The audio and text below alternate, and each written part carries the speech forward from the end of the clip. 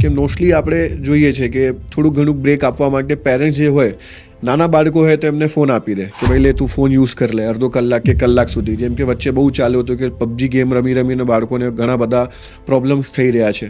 તો સર શું આ ફોન આપી દેવું અને ફોનમાંથી થોડું ઘણું બાળક રમી લે એટલે એનું માઇન્ડ ડાયવર્ટ થઈ જાય કે સ્ટ્રેસ એનો ઘટી જાય, આવું શક્ય છે ખરું સર?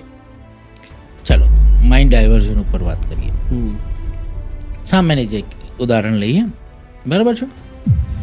મને મૂવી દેખવાથી મને બહુ ગમે, મને મજા આવે મૂવી દેખવું. આઈ લાઈક મૂવીઝ, કોઈની હોબીઝ છે, બરાબર છે. હું મૂવી એન્જોયમેન્ટ માટે દેખું છું કે મૂવી હું સ્ટ્રેસ રિલીવ માટે દેખું છું, એમાં અંતર શું થયું? સાચી વાત છે, મોસ્ટલી લોકો એન્જોયમેન્ટ માટે જોતા હોય, બરાબર. પણ હું અત્યારે ટેન્શન છું, માઇન્ડ ડાયવર્ટ કરવા માટે મૂવી દેખું છું. એ ડાયવર્ઝન થયું કે રિલેક્સેશન થયું?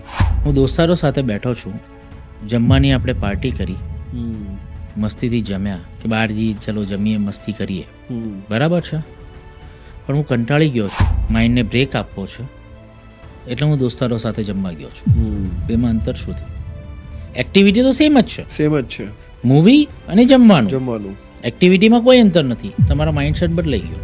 આ ડાયવર્ઝન છે માઇન્ડનું અને આ રિલેક્સેશન છે માઇન્ડનું. એ જ એક્ટિવિટીમાં તમે રિલેક્સેશન કરી શકો છો, જો તમે રિલેક્સેશન કરવા માંગતા હો તો.